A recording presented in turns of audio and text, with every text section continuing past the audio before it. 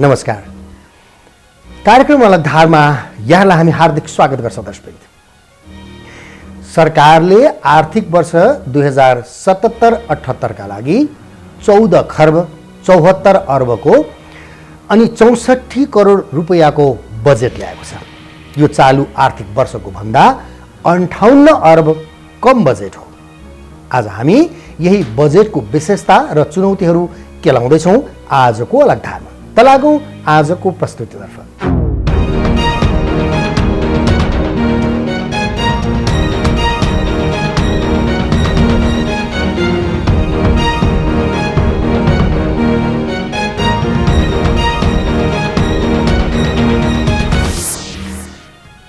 अब आजको प्रस्तुति दर्शकवृन्द हो। दर्शकवृन्द, पछिल्लो 2 महिनाको अवधिमा कोभिड-19 का कारण सबै क्षेत्र तहस नहस बनेको छ। अहिले यी सबै क्षेत्रको पुनरुत्थान गर्नु अहिलेको मुख्य चुनौती हो।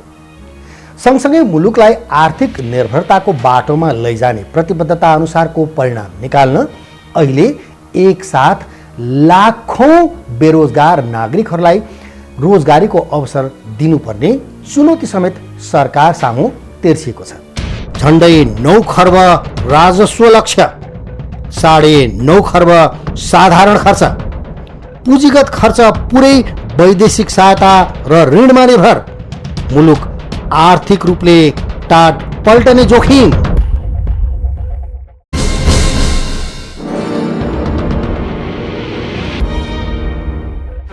सरकारले आर्थिक वर्ष 2077-78 का लागि 14 खर्ब 74 अर्ब 64 करोड रुपियाँको बजेट ल्याएको छ।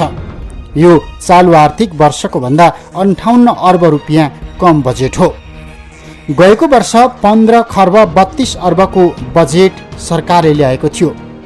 कोरोना कहरका कारण थिलो बनेको अर्थतन्त्रको सन्तुलन बिग्रन सक्ने उच्च जोखिमका बीचमा तर्जुमा भएको बजेट अनुसार सरकारले प्रशासनिक खर्च र सार्वजनिक खर्चमा मितव्ययिता अपनाउने घोषणा गरेको छ, जुन समग्र नेपाली अर्थतन्त्रको चुनौती हो।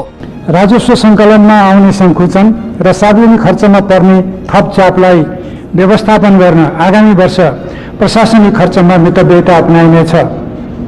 कार्यालय सञ्चालन, इन्धन, मर्मत, सहज अवस्था आएपछि हुने आन्तरिक र वैदेशिक भ्रमण, कम प्राथमिकताका गोष्ठी, सेमिनार, परामर्श, सहायता, भइपरी खर्च, फर्निचर, सवारी साधन खरिद तथा मर्मत खर्चमा उल्लेख्य बजेट कटौती गरेको छु।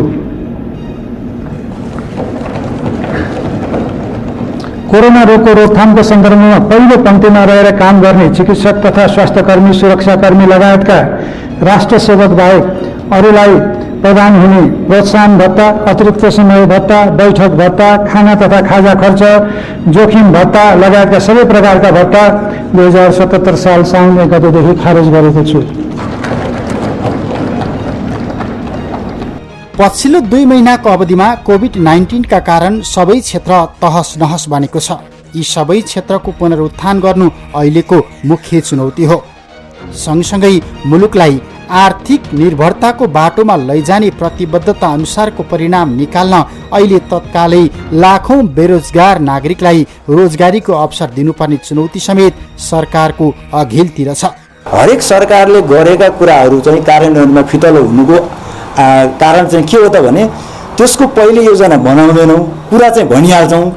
त्यसको योजना बनाउँदाखेरि के हुन्छ भने त्यसको प्रोज एन्ड कन्स भन्छ नि, एउटा चाहिँ सकारात्मक र नकारात्मक पक्षहरू के हुन सक्छन्, नकारात्मक पक्षलाई कसरी ट्याकल गर्ने हो, त्यो कुराहरूमा चाहिँ जस्तो मान्नुहोस् कि ल बन्द गर्ने, भर्ना गर्न बन्द गर्ने भन्दा भर्ना बन्द गर्दाखेरि फेरि त्यो रोजगारीबाट त केही त विमुक्त हुने हो नि, त्यसलाई एडजस्ट गर्ने कसरी हो, यी सब चिजको चाहिँ एउटा प्लानिङको सहित चाहिँ आउँदाखेरि चाहिँ नीति तथा कार्यक्रमहरू बजेट आउँदाखेरि चाहिँ के हुन्थ्यो भन्दा त्यो चाहिँ कार्यान्वयन गर्न सजिलो हुन्थ्यो र आँक्न पनि के हुन्थ्यो नि, बोल्न पनि त्यो ठिक्क हिसाबले बोल्ने हुन्थ्यो क्या। र अहिले के हुन्छ त भन्दा हरेक कुरा हेर्नुहोस् न, बजेटको कुरा गर्दा किन खर्च हुन सक्दैन त भनेर भन्नुभयो भने यो वर्षको बजेटमा हाल्ने कुराको इस्टिमेट सहितको चाहिँ यो वर्ष तयार भएर बजेटमा गयो भने त सिधै कार्यान्वयनमा जान्छ नि, हो कि होइन? तर अब त्यो प्रक्रिया नभइकन पनि बजेटमा हालिन्छ, त्यसको इस्टिमेट हुन्छ, अनि त्यहाँबाट ठेक्का हुन्छ, त्यो गर्दा गर्दै के हुन्छ भने काम गरेर भ्याउँदैन। सरकारले विनियोजन गरेको बजेटको आकार हेर्दा स्वास्थ्य तथा कृषिलाई केही बढी प्राथमिकता यो वर्ष दिए जस्तो देखिएको छ। तर कुल बजेटमध्ये 9 खर्ब 48 अर्ब 94 करोड रुपियाँ चालु खर्च छ। तर राजस्व सङ्कलनको लक्ष्य 8 खर्ब 89 अर्ब 62 करोड रुपियाँ रहेको छ। यो अवस्थामा घाटा बजेटले डुब्न लागेको अर्थव्यवस्थालाई पार लगाउन हम्मे पर्ने विज्ञहरू बताउँछन्। जबकि कर प्रणालीबाट साधारण खर्च नै थेग्नै नसकिने अवस्था रहेको बेला सरकारले कर्मचारीलाई तलब भत्ता सहितका साधारण खर्च नै वैदेशिक सहायता अथवा ऋणबाट पूर्ति गर्नुपर्ने अवस्था छ। 60 अर्ब 52 करोड रुपियाँ वैदेशिक सहायता, 2 खर्ब 79 अर्ब 50 करोड रुपियाँ वैदेशिक ऋण र 2 खर्ब 25 अर्ब आन्तरिक ऋण उठाउने लक्ष्य पूरा भएको अवस्थामा सरकारले त्यही रकमबाट 3 खर्ब 52 अर्ब 91 करोड रुपियाँ पुँजीगत खर्च गर्नेछ, जुन सरकारको लक्ष्य हो। तर विज्ञहरूका अनुसार अहिले कोभिड-19 को प्रभावबाट सम्पूर्ण विश्व प्रभावित भएको अवस्थामा दात्री राष्ट्रहरूबाट अपेक्षा अनुसारको ऋण अथवा अनुदान वा सहायता केही पनि आउने सम्भावना अत्यन्तै थोरै छ। वैदेशिक सहायता र वैदेशिक ऋण उठाउन नसकेको अवस्थामा मुलुक आर्थिक रूपले टाट पल्टिन सक्छ। राजस्व अलिकति उठ्न सक्ने सम्भावना देखिन्न। रेस्टुरेन्ट देखिए पनि चालु खर्च हुन्छ नै। अब यसको मारमा के पर्यो भन्दाखेरि दुईटा ठाउँ। अब उहाँले असाध्यै ठुलो अङ्कमा भन्नुहोस् वैदेशिक अनुदान पनि निकै उठाउँछु भन्नुभएको छ। वैदेशिक अनुदान भन्दा पनि वैदेशिक ऋण घटाउनुहोस्। अघिल्लो वर्ष पनि झन्डै 3 अरबको कुरा गर्नुभएको थियो, अहिले पनि आएर 3 अरबको गर्नुहुन्छ। अहिले यो वर्षको संशोधित चाहिँ 1.21 छ। 1.21बाट वैदेशिक ऋण 3 अरबमा पुर्याउने भनेको त कल्पनाभन्दा बाहिरको भन्दाखेरि के जति छ त्यसलाई गर्दाखेरि 150% वृद्धि गर्छु भन्ने खालको कुरा। 150%ले वैदेशिक ऋण वृद्धि हुँदैन। अर्थविदहरूका अनुसार वैदेशिक ऋण उठाउन नसकिने अवस्था छ अनि राजस्व सङ्कलन समेत सङ्कुचित हुने अवस्थामा आन्तरिक ऋण उठाउँदा तरलताको समस्या स्वत बढ्न सक्छ। तर पनि सरकारले आर्थिक वृद्धि दर 7% हुने अर्को प्रक्षेपण गरेको छ, जसका लागि स्वास्थ्य उपचार र पूर्वाधार क्षेत्रमा 90 अर्ब 69 करोड, सुरुबाटै विवादमा परिराखेको प्रधानमन्त्री रोजगार कार्यक्रमलाई 11.5 अर्ब रुपियाँ, पर्यटन सहित उद्योग प्रतिष्ठानले कर्मचारीलाई तलब भुक्तानी गर्नका लागि 50 अर्ब रुपियाँको कोष, सबै प्रदेशमा 1 औद्योगिक क्षेत्र र 130 औद्योगिक ग्राम बनाउन 2 अर्ब 64 करोड रुपियाँ, सांसद विकास कोषमा सांसदहरूलाई जनही 4 करोड रुपियाँ, टोखा खहरे सुरुङ मार्गका लागि 6 अर्ब 42 करोड, सामाजिक सुरक्षा भत्ताका लागि 67.5 अर्ब, काठमाडौँ तराई द्रुत मार्गलाई 8 अर्ब 93 करोड, रेल, मेट्रो रेल तथा मोनोरेल विकास आयोजनालाई 8 अर्ब 66 करोड, अन्तर्राष्ट्रिय विमानस्थल निर्माणका लागि 19 अर्ब 42 करोड, वन तथा वातावरण शीर्षकमा 14 अर्ब 56 करोड रुपियाँ विनियोजन गरेको छ।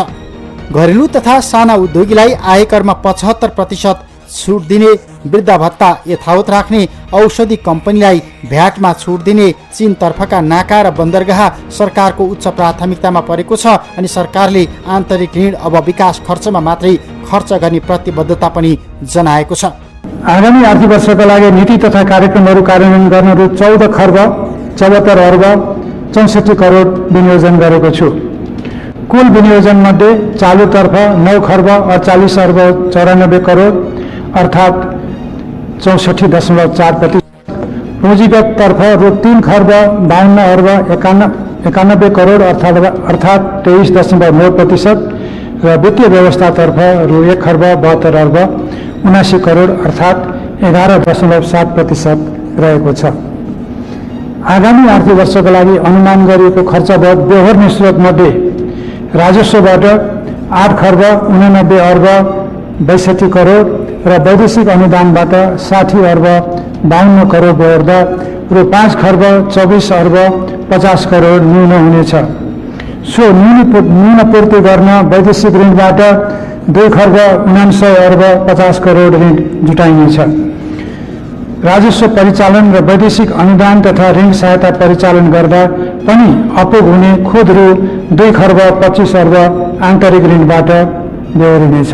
कोभिडको प्रकोप कहिलेसम्म रहने भन्ने यकिन नभए पनि सरकारले आगामी वर्षमा 7% आर्थिक वृद्धि दर हासिल गर्ने महत्त्वकांक्षी लक्ष्य लिएको छ, जबकि चालु वर्षमा सुरुमा 8.5% को आर्थिक वृद्धिको लक्ष्य सरकारले घोषणा गरेको थियो, तर 2.3% मात्रै हासिल हुने अवस्था अहिले संशोधित अवस्थामा आइपुगेको छ।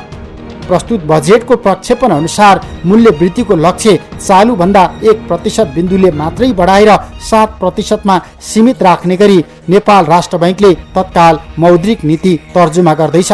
यसका निम्ति सरकारले यो वर्ष स्वास्थ्य र कृषि क्षेत्रलाई बढी छुट्याएको छ। रोजगारीको समस्या, त्यसले कृषि क्षेत्रलाई प्रोत्साहन दिने कुरा, आत्मनिर्भर अर्थतन्त्रतर्फ अग्रसर हुने कुरादेखि लिएर विभिन्न उद्योग धन्दाहरू, सेवा क्षेत्रका व्यवसायहरू, ऋणमा परेका, अहिले सबै बन्द भएको हुनाले ठुलो मात्रामा सङ्कटमा परेकाहरूलाई कति मात्रामा सहुलियत दिन सकिन्छ, राहत दिन सकिन्छ। आम जनतालाई पनि सोसल सेक्युरिटीको सन्दर्भमा विभिन्न वर्ग र तहका जनताहरूको निम्ति सोसल सेक्युरिटीको व्यवस्था, त्यसपछि कुनमा करको दायरा घटाउने, कुनमा बढाउने, कुन उत्पादनलाई चाहिँ विशेष प्रोत्साहन दिने आदि इत्यादिको सन्दर्भमा यसले धेरै पक्षलाई समेटेको छ। स्वास्थ्य क्षेत्रमा गएको वर्षभन्दा 21 अर्ब 91 करोड रुपियाँ बढी अनि कृषितर्फ गएको वर्षभन्दा 6 अर्ब 60 करोड रुपियाँ बजेट थप गरिएको छ। यो रकम कृषि उत्पादन, कृषिमा आधुनिकीकरण तथा पूर्वाधार निर्माणका क्षेत्रमा खर्च हुनेछ। यसबाट रोजगारी सिर्जना हुने सरकारको विश्लेषण छ। बजेटको आकार अनुसार यो वर्ष सबैभन्दा बढी बजेट शिक्षा, विज्ञान तथा प्रविधि मन्त्रालयले 1 खर्ब 71 अर्ब 71 करोड रुपियाँ पाएको छ। भौतिक पूर्वाधार तथा यातायात मन्त्रालयले 1 खर्ब 38 अर्ब 80 करोड पाएको छ भने गृह मन्त्रालयले 1 खर्ब 38 अर्ब 62 करोड रुपियाँ पाएको छ। पुनरुत्थानको के प्याकेज आएको भए तापनि हामीले मन्त्रालयगत विवरण हामीले हेऱ्यौँ, खर्च जुटाउने तरिकाहरू हेऱ्यौँ भनेदेखि भने चाहिँ यो सिङ्गो वर्ष यसबाट प्रभावित हुने यी सबै कुराहरूबाट जसरी यसको प्रभाव नहुने गरिने सोचाइ बनाउनु भएको छ। यो क्राइसिसको अवस्थालाई अझै पनि उहाँहरूले यसलाई ग्रहण गर्नु भएन भन्ने मलाई मेरो चाहिँ प्रारम्भिक टिप्पणी चाहिँ एकदम सामान्य अवस्थामा सबै कुरा नर्मल भएको जस्तो सबै क्षेत्रमा उहाँहरूले छुटाउनु भएको कार्यक्रम प्राथमिकता सबै हेऱ्यो भने यस्तो रहेको पाएँ मैले। ऊर्जा, जलस्रोत तथा सिंचाई मन्त्रालयका लागि 1 खर्ब 5 अर्ब 81 करोड रुपियाँ सरकारले विनियोजन गरेको छ भने कोभिड-19 का कारण स्वास्थ्य तथा जनसङ्ख्या मन्त्रालयका लागि पनि बजेट बढाइएको छ, जहाँ 90 अर्ब 69 करोड रुपियाँ परेको छ। कृषि क्षेत्रमा 41 अर्ब 40 करोड 20 लाख रुपियाँ बजेट विनियोजन गरिएको छ। सरकारले सङ्घका लागि कुल 11 खर्ब 12 अर्ब 1 करोड 41 लाख रुपियाँ विनियोजन गरेको छ। प्रदेशका लागि 79 अर्ब 87 करोड 37 लाख रुपियाँ छुट्याएको छ। नागरिकसँग प्रत्यक्ष सरोकार राख्ने स्थानीय तहका लागि भने सरकारले मात्र 2 खर्ब 62 अर्ब 75 करोड 76 लाख रुपियाँ विनियोजन गरेको छ। कुनै काम पुरा हुने अवस्था देखिँदैन, खालि कनिका जस्तो छडिराखेको छ, सबैमा राखेको छ, छोड्या केही पनि छैन, पुरा हुने कुनै पनि देखिँदैन।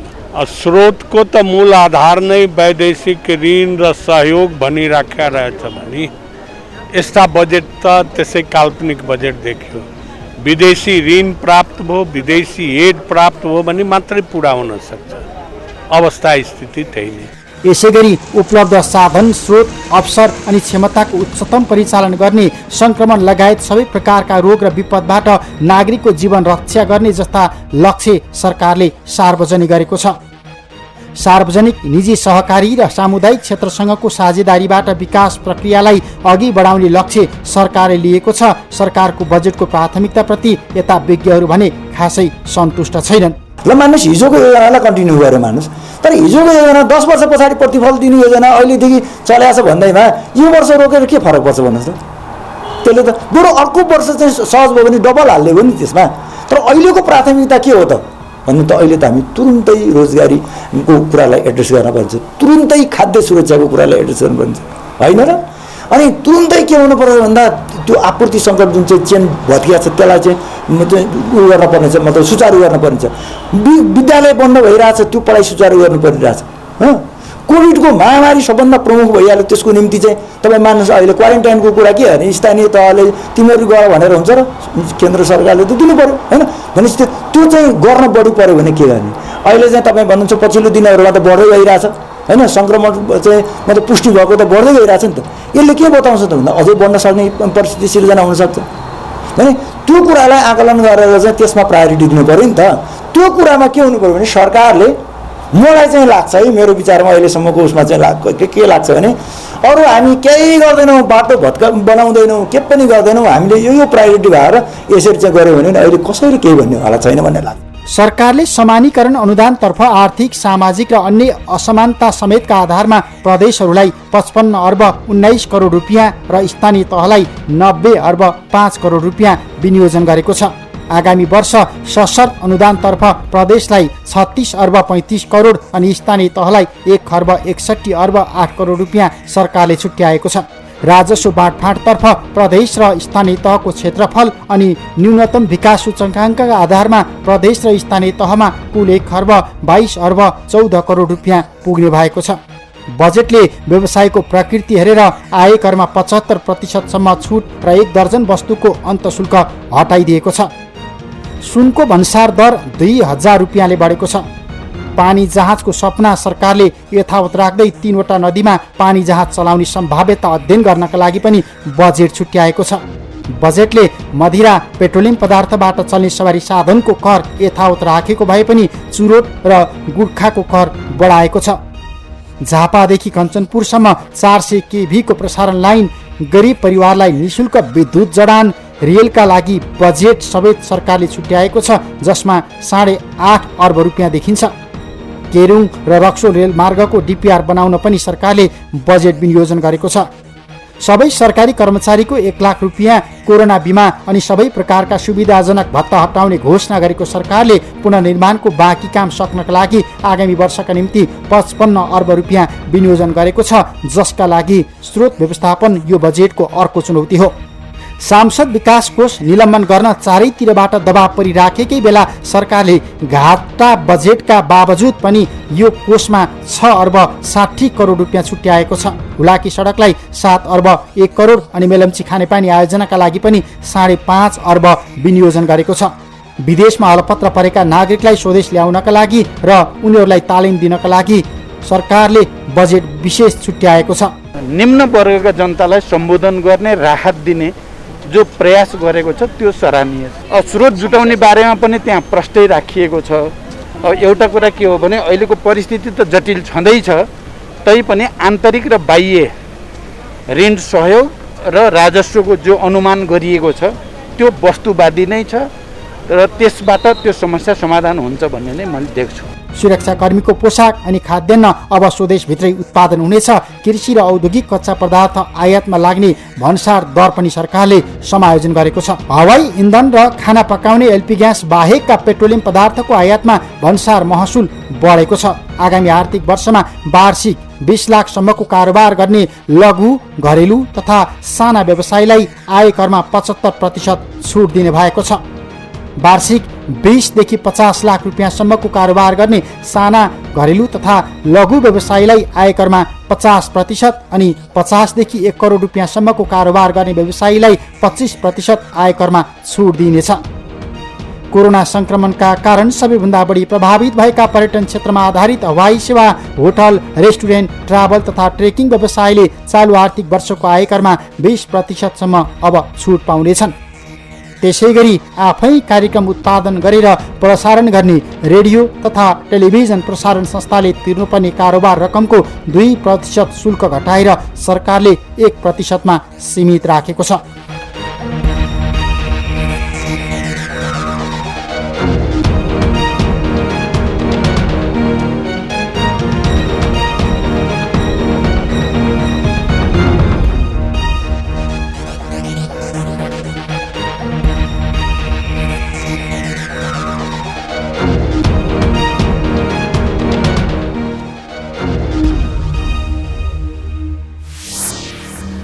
हो दर्शकवृन्द, सरकारले विनियोजन गरेको बजेटको आकार हेर्दा स्वास्थ्य तथा कृषिलाई केही बढी प्राथमिकता दिए जस्तो पनि देखिएको छ। तर कुल बजेटमध्ये 9 खर्ब 48 अर्ब 94 करोड रुपियाँ चालु खर्च, तर राजस्व लक्ष्य 8 खर्ब 89 अर्ब 62 करोड रुपियाँ रहेको अवस्थामा घाटा बजेटले के डुब्न लागेको अर्थतन्त्रलाई पार लगाउला त? यो प्रश्न महत्त्वपूर्ण छ। यो थियो आजको अलगधारको बजेट सम्बन्धी विशेष रिपोर्ट। यदि अलगधारलाई कुनै नयाँ सूचना, घटना, रोचक तथ्यहरू छन्, जानकारीहरू छन् भने यहाँहरूले सल्लाह, सुझाव र प्रतिक्रियाहरू दिन सक्नुहुन्छ। त्यसका लागि हाम्रो कार्यालयको टेलिफोन नम्बर 4006536 मा कार्यालय समयमा बिदाको दिन बाहेक सम्पर्क गर्न सक्नुहुन्छ।